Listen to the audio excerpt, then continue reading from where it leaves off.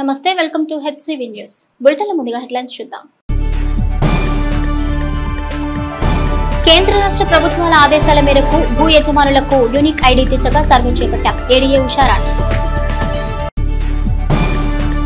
Sub division లో రైతులు రబీలో సాగు చేసే పంటల నమోదు ప్రక్రియ పూర్తి చేశామని, రైతులు ఈకేవైసీ చేయించుకునే విషయంలో తెనాలి మండలంలో తాత్సారం జరుగుతోందని వ్యవసాయ శాఖ ఏడీఏ ఉషారాణి పేర్కొన్నారు. బుధవారం తమ కార్యాలయంలో ఏడీఏ ఉషారాణి మీడియాతో మాట్లాడుతూ తెనాలి సబ్ డివిజన్ పరిధిలోని 3 మండలాల్లో పంట నమోదు ప్రక్రియ వివరాలు వెల్లడించారు. రబీలో రైతులు సాగు చేసిన జొన్న, మొక్కజొన్న, మినుము, పెసర పంటలకు సంబంధించి శాఖాపరంగా పంట నమోదు ప్రక్రియ వివరాలను వెల్లడించారు. తెనాలి మండలంలో 15,000 ఎకరాలు, కొల్లిపర మండలంలో 13,300 ఎకరాలు, ఇక దుగ్గిరాల మండలంలో 20,550 ఎకరాల పంట నమోదు చేశామన్నారు. రైతులు తమ గ్రామాల్లోని రైతు సహాయ కేంద్రాల్లో ఈ ఈకేవైసీ చేయించుకునే ప్రక్రియను త్వరితగతిన పూర్తి చేసుకోవాలన్నారు. అదేవిధంగా కేంద్ర రాష్ట్ర ప్రభుత్వాలు ఉమ్మడి భాగస్వామ్యంతో భూమి ఉన్న ప్రతి రైతుకి యూనిక్ ఐడి నెంబర్ ఇవ్వనున్నట్లు తెలిపారు. ఇందుకు సంబంధించి భూమి ఉన్న రైతుల వివరాలను సేకరించే ప్రక్రియ పూర్తి కావస్తుందన్నారు. ఇప్పటి వరకు దుగ్గిరాల మండలంలో 7,100 మంది, కొల్లిపర మండలంలో 6,900 మంది, తెనాలి మండలంలో 6,300 మంది భూములున్న రైతులను గుర్తించి ఫార్మర్ రిజిస్ట్రేషన్ చేశామన్నారు. ప్రభుత్వం ఫార్మర్ రిజిస్ట్రేషన్ పొందిన రైతులకు 11 అంకెలు గల సంఖ్యతో గుర్తింపు కార్డును ఇస్తుందని చెప్పారు. అలాగే మన తెనాలి మండలంలో 15,000 ఎకరాల్లో మినుము, పెసర, అలాగే జొన్న, మొక్కజొన్న పంటలు వేయడం జరిగింది.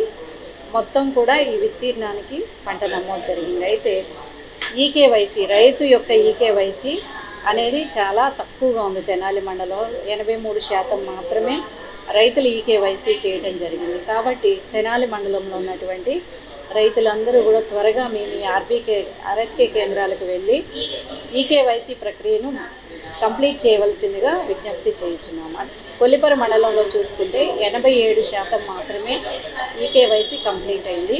దుగ్గిరాల మండలంలో ఉన్నటువంటి రైతు సోదరులను కూడా త్వరగా మేము ఈ కేంద్రాలకు వెళ్ళి ఈకేవైసీ కంప్లీట్ చేసుకోవాల్సిందిగా విజ్ఞప్తి చేస్తున్నాం.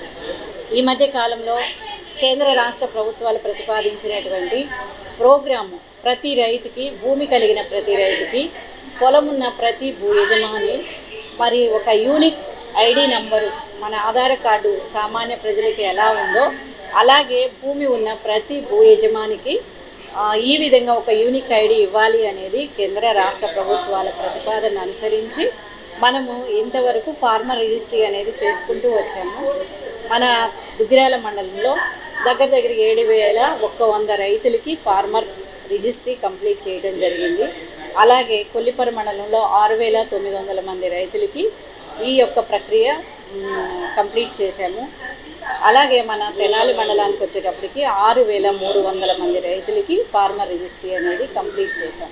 కనుక మిగిలిన రైతు సోదరులు కూడా మేము ఈ రైతు సేవా కేంద్రాలకు వెళ్ళి మరి ఈ ఫార్మర్ రిజిస్ట్రీ, భూమి ఉన్నటువంటి ప్రతి రైతు కూడా ఈ రిజిస్ట్రీని కంప్లీట్ చేసుకుంటే రాబోయే కాలంలో మరి పంట నష్ట పరిహారం జరిగిన, అలాగే పిఎం కిసాన్ పడాలన్నా, అలాగే కేంద్ర రాష్ట్ర ప్రభుత్వాల యొక్క ఏ రైతులకి ఇవ్వాల్సినటువంటి బెనిఫిట్స్ ఇవ్వాలన్నా కూడా రైతులు ఈ యొక్క ఫార్మర్ రిజిస్ట్రీని కంప్లీట్ చేయించుకున్నట్లయితే 11 నంబర్లు కలిగినటువంటి ఒక సంఖ్య యూనిక్ ఐడిగా రైతులు కేటాయించడం జరుగుతుంది. కాబట్టి ఈ అవకాశాలన్నింటినీ వినియోగించుకోవాల్సిందిగా రైతు సోదరులకు విజ్ఞప్తి చేస్తున్నాం.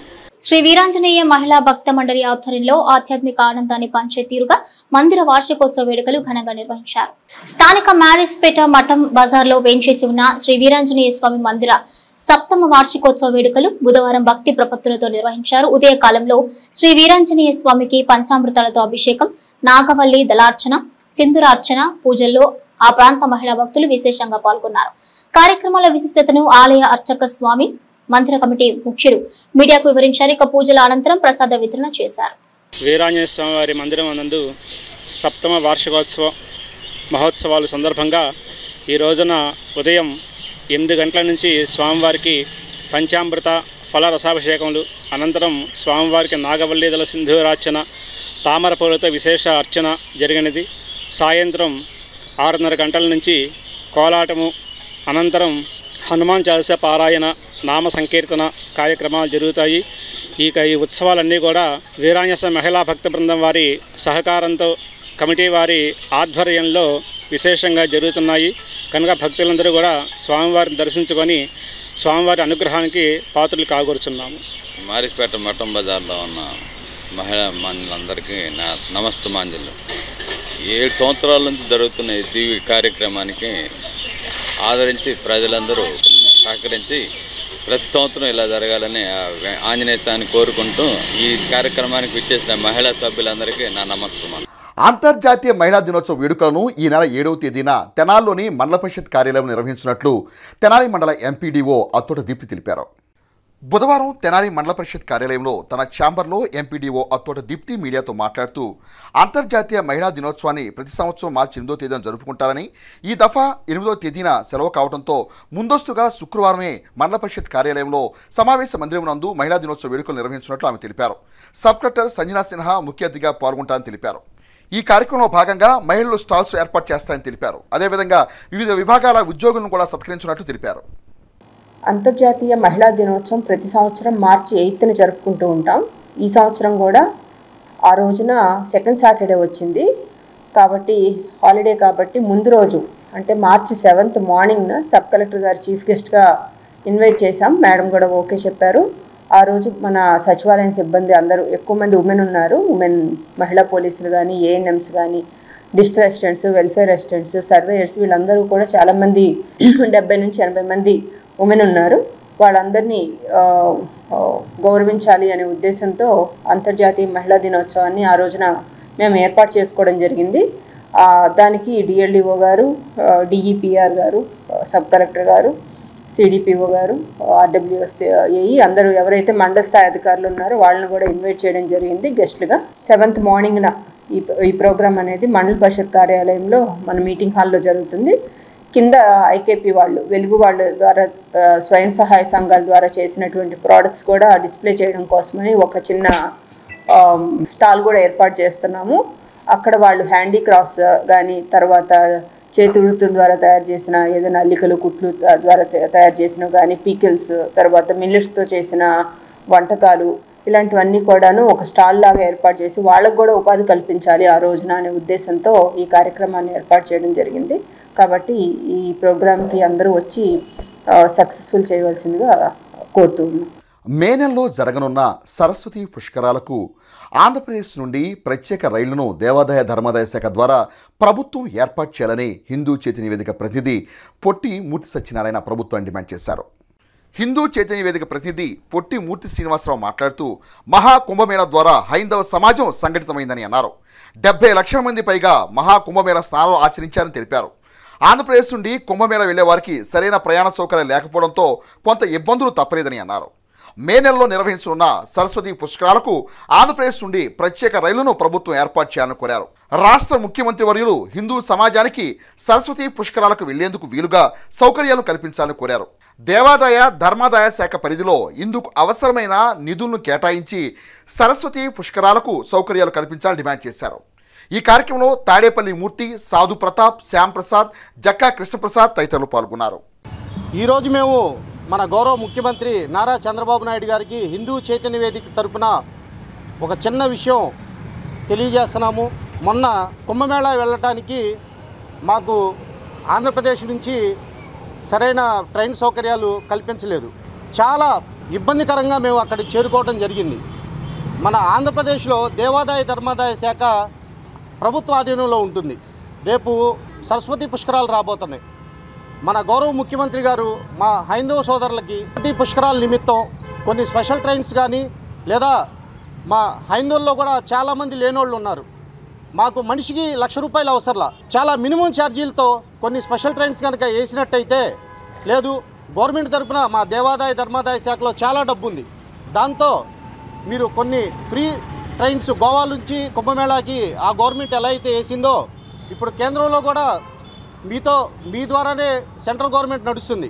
మీరు కేంద్ర ప్రభుత్వంతో మాట్లాడి ఇక్కడ నుంచి కొన్ని ఫ్రీ ట్రైన్స్ కనుక వేసినట్టయితే మా హైందవ సోదరులకి ఎంతో ఉపయోగకరంగా ఉంటుంది.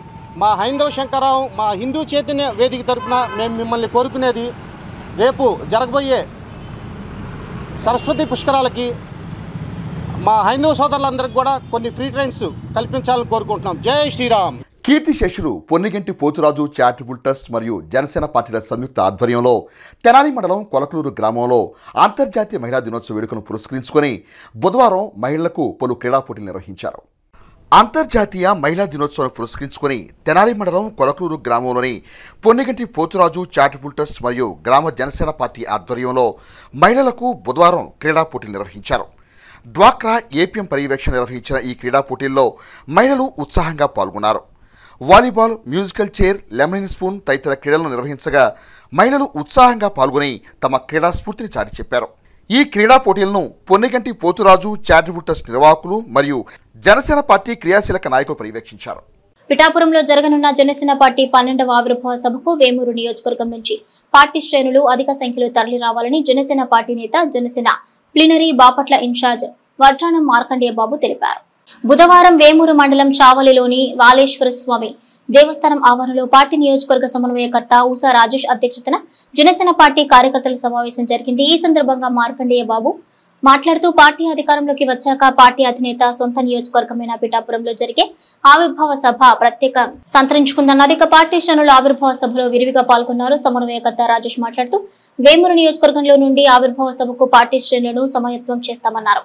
కార్యక్రమంలో రేపల నియోజకవర్గం సమన్వయకర్త మత్తి భాస్కరరావు, గ్రామ సర్పంచ్ విష్ణు ములకల శ్రీనివాసరావు, చుండూరు, కొల్లూరు, అమృతలూరు మండల పార్టీల అధ్యక్షులు అమ్మిశెట్టి శ్రీరామ్మూర్తి, చలమయ్య, ముల్పూర్ రమేష్, పోకల శ్రీనివాసరావు, కల్వా గుప్తా, నీటి సంఘం అధ్యక్షులు దాసరి శ్రీనివాసరావు, ధర్మేంద్ర తదితరులు పాల్గొన్నారు.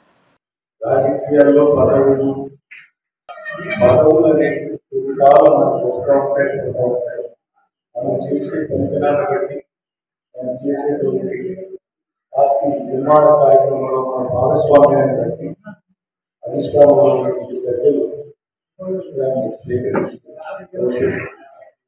చేస్తారు. ఇలాంటి పరిస్థితుల్లో పార్టీ నిర్మాణం బలంగా మనం తీసుకోవాలి, ప్రజల్లోకి వెళ్ళాలి అనే పరిస్థితి వచ్చినప్పుడు తప్పనిసరిగా పెద్దరికమైనటువంటి వ్యవహారం చేయాల్సిన పరిస్థితి. లాస్ట్ ఇయర్ జరిగిన ఇప్పడం సభ మన దగ్గర నుంచి దాదాపు 40 కిలోమీటర్లు కూడా లేదు. ఆ సభ కూడా మనం ఇక్కడ వేమూరు నియోజకవర్గం నుంచి మనం బయలుదేరితే తెనాలిలోనే ట్రాఫిక్ ఆగిపోయింది. అటువంటిది మనం ఈ కూటమిలో భాగంగా మొట్టమొదటిసారి అధికారంలోకి వచ్చిన తర్వాత ఈ 12వ ఆవిర్భావ సభే కాకుండా విజయోత్సవ సభ కాబట్టి మనం మన నియోజకవర్గం నుంచి వేలాదిగా తరలి వెళ్ళి ఆ సభని దిగ్విజయంగా పూర్తి చేసి మన పవన్ కళ్యాణ్ గారికి మనకు గొప్ప విషయం ఏంటంటే మన పార్టీలో నెంబర్ 2 అయినటువంటి నాదెండ్ల మనోహర్ గారు మనకు అత్యంత చేరువలో ఉన్నారు. అదేవిధంగా రాష్ట్ర కార్యదర్శి గారు అయినటువంటి వడ్రానం మార్కండేయ బాబు గారు కానీ, మిగిలిన నాయకులు కానీ అందరూ కూడా మనకి మన స్టేట్ పార్టీ ఆఫీస్ కానీ మనకి అత్యంత దగ్గరగా ఉంది. కాబట్టి మనం ఎటువంటి సమస్యలైనా సరే, ఏదన్నా సరే మనం ముఖ్య నాయకులతో మాట్లాడుకోవడానికి 2 గంటలు 3 గంటలు కూడా ఎక్కువ సమయం పడదు. బులెటిన్ ముగించే ముందు హెడ్లైన్స్ మరోసారి. కేంద్ర రాష్ట్ర ప్రభుత్వాల ఆదేశాల మేరకు భూ యజమానులకు యూనిక్ ఐడి దిశగా సర్వే చేపట్టాం. ఏడీఏ ఉషారాణి.